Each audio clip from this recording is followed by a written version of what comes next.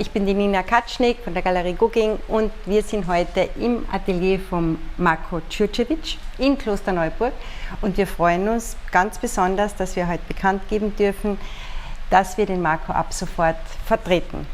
Marko, welcome! Hallo, ich bin der Marko Đurđević. Ich freue mich, dass ich ein neuer Teil bin der Galerie Gugging. Ja, und wir sind da vor einem deiner, ja, was soll man sagen, Masterpieces, der aber auch wirklich vom Persönlichen her bedeutendsten Werke für dich. Und als ich das erste Mal da war, war ich auch so berührt davon. Und wenn du bitte kurz erzählst, um was es da geht bei diesem wunderbaren Werk. Das Bild heißt die Familie. Familie deshalb, weil ich im Kinderheim aufgewachsen bin und dort im Kinderheim war eine Schaffamilie ansässig und ich habe mich total, das war mein Lebensmittelpunkt, bis ich 15, 16 war, die Schafe. Und wo ich ins Kinderheim gekommen bin, gab es ein Lämmchen, das wurde von der Mutter verstoßen, das heißt Maggie geheißen. Und da hatte ich gerade Feuchtblatteln zu der Zeit und habe das Schaf, das Lämmchen Maggie, mit dem befreundeten Hausmeister, der die Schafherde dort besessen hat, quasi aufgezogen. Und die Maggie ist dann wirklich meine beste Freundin dort geworden. Und ich habe so viele schöne Erinnerungen mit ihr und deswegen habe ich einfach dieses Bild gemalt, weil für mich, weil ich keine Familie hatte und nicht regulär, also bei meinen Eltern aufgewachsen bin, sondern im Kinderheim, habe ich dann die Schaffamilie so in mein Herz geschlossen, dass sie mehr oder weniger meine Ersatzfamilie war und ich wurde dann von den Schafen mehr oder weniger adoptiert. Ja, ja. Und das ist die Maggie? Genau, das ist die Maggie, und hinten der Schafbock, der quasi über die Herde schaut und quasi die Familie beschützt. Der war dort auch ansässig. Ja. Ja, der hat dich auch beschützt. Genau, ja. Das ist so perfekt, so wunderbar. Und jetzt schauen wir weiter. In die blaue Welt von Marko. In die blaue Welt, der blaue Filter, weil blau für dich bedeutet was Schönes. Genau, ja. Blau fungiert einfach als Filter für mich, weil man ja, wenn man an Blau denkt, denkt man an schöne Sachen, ans Meer, an den Himmel. Und auf jeden Fall habe ich mir dabei auch etwas gedacht, wie es ist quasi eine gefilterte Welt für den Endbetrachter, wo ich quasi autobiografische Sachen, die für mich nicht leicht waren, quasi für den Endbetrachter durch dieses Blau einfach filter und wiedergebe. Ein Tagebuch, ein Bildertagebuch. Genau, ja. Also meine Bilder fungieren wie ein Tagebuch. Ja. Ein Bildertagebuch in Blau von Begebenheiten bis zur Natur, bis zu Tieren. Genau, ja. Alles, was das Leben so hergibt. Genau, ja. Ja, das ist, und man sieht da ganz viele Landschaften. Genau, die Landschaften sind mehr oder weniger, wenn ich autobiografische Bilder mal, setze ich mich einfach extrem gern in die Aue auf die Pionierinsel in Klosterneuburg und weil das einfach sehr, wie soll ich sagen, es beruhigt mich. Ja? Es ist quasi der Filter zu meinen autobiografischen Bildern, die mich auffüllen. Ja? Und das Blau ist auch ein Filter.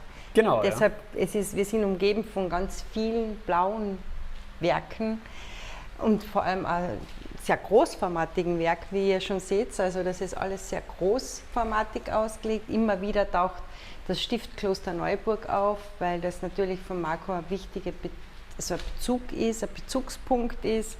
Und natürlich die Aue die schimmert in allen Blautönen. Marko, magst du zu diesem Blau was sagen? Du hast mir immer so schön erklärt. Genau, ja. Also der Blauton, es ist nicht nur meine Lieblingsfarbe, es hat einfach auch eine unheimliche Kraft und ich male eigentlich die blauen Bilder.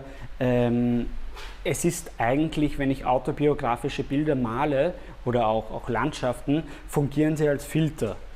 Als Filter fungieren sie deshalb, weil für mich, wenn man an Blau denkt, denkt man ja an schöne Dinge, wie an den Himmel, wie ans Meer. Und ich habe auch viele Sachen erlebt, die nicht so schön für mich waren, aber wenn ich das in meine blaue Welt bringe ich es für den Endbetrachter quasi in ein ganz anderes Licht, als Filter quasi was mich aufgewühlt hat, bringe ich für den Endbetrachter quasi auf eine gefilterte Version wieder rüber. Ja. Meine blaue Welt, so könnte eine Ausstellung heißen, zum Genau, Beispiel. Ja. Meine blaue Welt, weil das ist deine blaue Welt. Da sehen wir die Bäume, da sehen wir die Donau schimmern, da sehen wir das Wasser. Und das was mich dann immer, wenn ich dann wieder in den Wald gehe und spezielle Bilder gemalt habe, wie von der Au, sehe ich alles in Blau. Und ich bin ja auch auf die Idee gekommen, die Landschaften blau zu malen.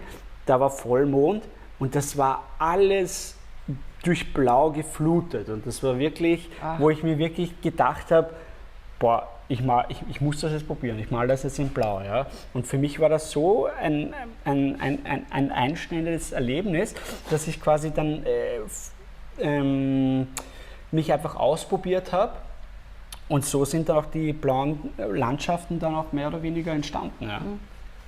Ja, und du probierst ja immer wieder was Neues, also eben auch Genau, mit der ja. Technik und ob es jetzt Leinwände sind in verschiedensten Größen, hast aber auch die Holzschnitte da zum Beispiel, die ja auch wunderbar sind und wo du dann viele Motive Genau, ja, da stehen wir jetzt übersetzt. Auch, genau, da stehen wir jetzt zum Beispiel, da ist das Gefängnis auch als Holzschnitt, aber auch viele Motive aus Klosterneuburg, wie zum Beispiel das Gablerkreuz, wo viele das nicht als Gablerkreuz sehen, sondern als schwarzes Kreuz, was in Weidling steht, an der also Grenze Klosterneuburg-Weidling, der Stift Klosterneuburg, die Weinreben, also alles, wo ich quasi tagtäglich damit zu tun habe, bringe ich quasi aufs Holz, auf die Leinwand oder aufs Papier, weil mehr oder weniger alles, was ich zeichne, male, schnitze, ist mehr oder weniger für mich wie ein Tagebuch.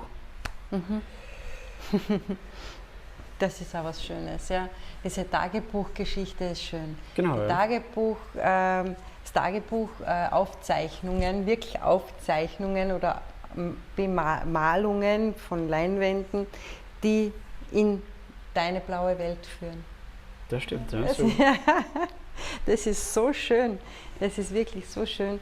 Und das mit dem Holzschnitten ist auch total eine schöne Technik, die du dir selber angeeignet hast. Gell? Genau, wie gesagt, ich habe mir ich bin Autodidakt, ich habe alle Techniken selber mir angelernt.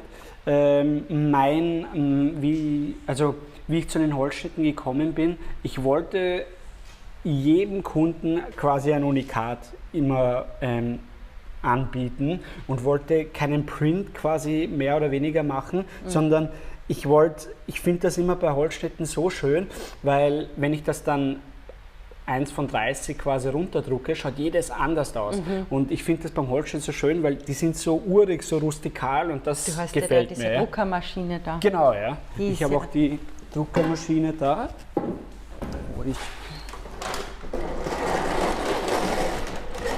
Passt schon. Alles gut. Die ist ja toll. Wow. Die hast du aus Deutschland geholt. Genau, ja. Ich habe hier eine Druckermaschine, die ist aus Bremen, die ist 75 Jahre alt. Wow. Die habe ich im Internet gesehen und ich habe gesagt, die ist es. Und die habe ich da bist du nach Bremen gefahren? Nein, also ich war dann in Bremen, aber ich habe sie eigentlich gesehen und habe gesagt, die will ich haben, die will ich kaufen und die habe ich dann genommen, weil ich mag dieses Urige. Da sind schon viele Kunstwerke entstanden und ich wollte das mitnehmen und das ist einfach ein Objekt, was ich dann auch vielleicht mal vererbe oder in der Nachwelt quasi wieder. Und da werden dann immer die ist unzerstörbar, ja, und das ist so super, wie du. Ja. Die ist so wie du, unzerstörbar. Ja, die ist so wie du. Schon viel gesehen, schon viel erlebt. Was ich so schön finde, ist ja der Kontrast zwischen diesen wunderbaren Landschaftswerken und den blauen, den Linienarbeiten. Genau, ja. Aber dann auch diese Skulptur da, die ist auch so besonders, die ist so schön. Ja, die Skulpturen, die sind neuer, also die habe ich jetzt dieses Jahr begonnen zu machen. Ist eine Drechselarbeit und quasi den Linien, also den Silhouetten mehr oder weniger vom Entwurf her sehr ähnlich. Ja. Sehr schön, auch mit dem mit dem Profil dann, Genau, und ja. dem Verschieben. Genau, ja. Ja. Und das ist, was ich mir auch dabei gedacht habe, wenn man quasi die Skulptur, die kann man dann in verschiedene Richtungen stellen, wie zum Beispiel, du kannst sie dann aufmachen und siehst dann mehr oder weniger dann 4 Silhouetten. Ja? Ja, super. Mit der kann man spielen. Genau, ja. Schön. Und mir gefällt es, weil das auch gleich bei meiner ersten Ausstellung, es ist nicht selbstverständlich, dass man gleich bei der ersten Ausstellung, wenn man das erste Mal zeigt, gleich angenommen wird. Und ich hatte 2 von den Skulpturen und bei der ersten Ausstellung konnte ich gleich alle 2 verkaufen von dem und das hat mich dann irrsinnig gefreut. Ja. Klar, ist eine Bestätigung. Auch. Genau, ja. Ja, die sind auch schön. Spüren sich halt gut an. Genau, ja. Und ich habe mir halt da gedacht, weil das ja von den Bäumen die Lebenslinien sind und mein erster Katalog Linien des Lebens geheißen haben, habe ich quasi das rausgeschnitzt mit der Hand, die Linien, also die Baumringe, weil man ja auch bei den Baumringen sehen kann, wie alt der Baum war. Ja, ja. genau.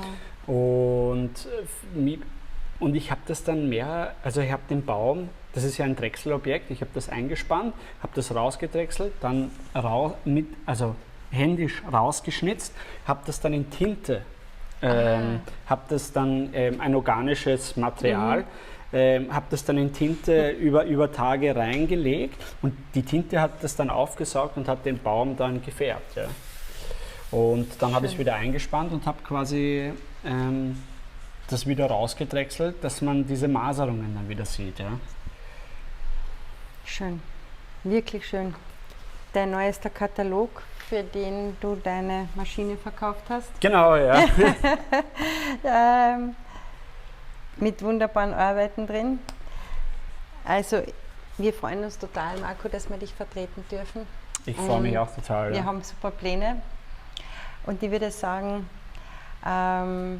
bleibt dran, schaut weiter und begleitet uns auf dem Weg, wie wir jetzt, den wir mit Marco gehen dürfen. Und schaut mal, was wir so alles vorhaben und wir haben viel vor.